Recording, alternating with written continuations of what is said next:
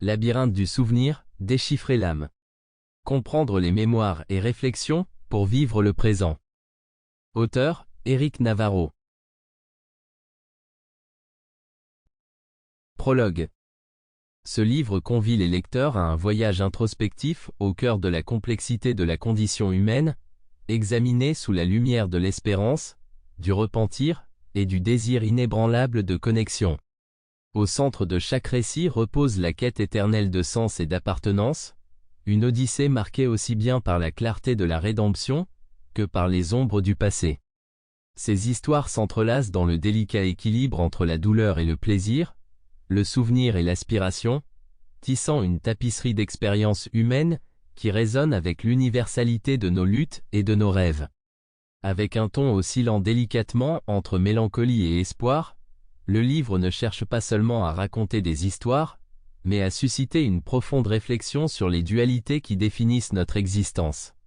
La joie et la souffrance, hier et demain, ce que nous avons été, et ce que nous aspirons à devenir.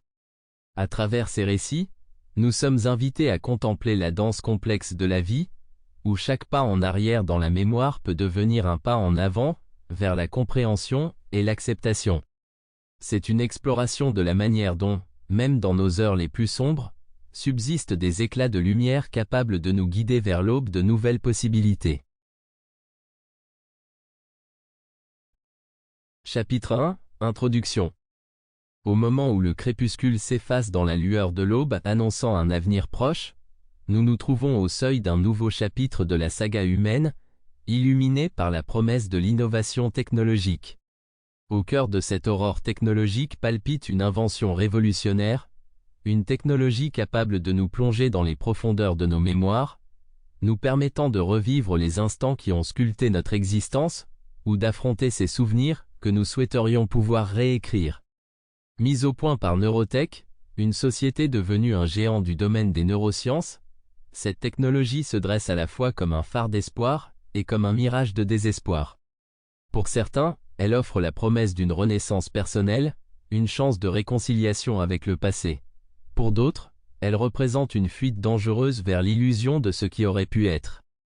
Dans un monde où l'accès à la santé mentale et aux technologies avancées devient de plus en plus un luxe, cette nouvelle faculté d'explorer et de modifier nos souvenirs introduit un débat éthique et social de grande ampleur. La réglementation stricte et l'aura d'exclusivité qui entoure cette technologie ne font qu'aviver le désir de l'interdit, d'atteindre l'inatteignable. Dans ce contexte s'entrelacent des histoires de transformation et d'obsession, dressant le portrait complexe d'une humanité engagée dans son éternelle lutte pour trouver la paix avec son passé, et un cap pour son présent.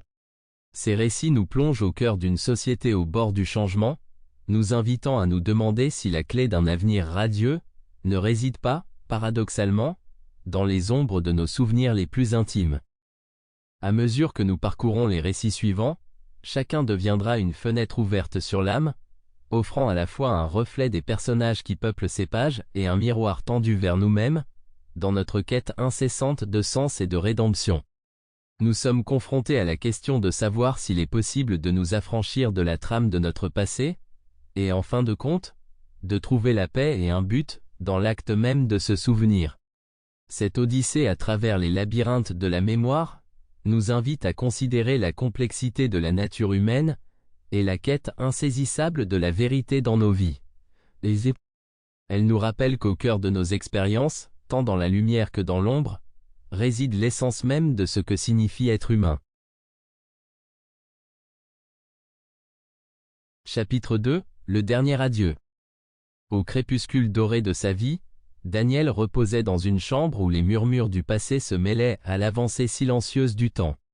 Son regard, perdu dans le plafond blanc immaculé de l'hôpital, ne voyait ni les fissures ni l'horloge délavée au mur, mais les ombres et les lumières d'une existence vécue avec intensité et, parfois, avec prudence. Malgré les moniteurs clignotants et le murmure occasionnel des infirmières qui se déplaçaient à la hâte, il se trouvait immergé dans une mer de calme, un état de réflexion profonde que seule la proximité de la fin peut engendrer. Au fil des ans, il avait appris à embrasser la sérénité. Son visage, sillonné par les rides du temps, était la carte d'un voyageur ayant Sample complete. Ready to continue?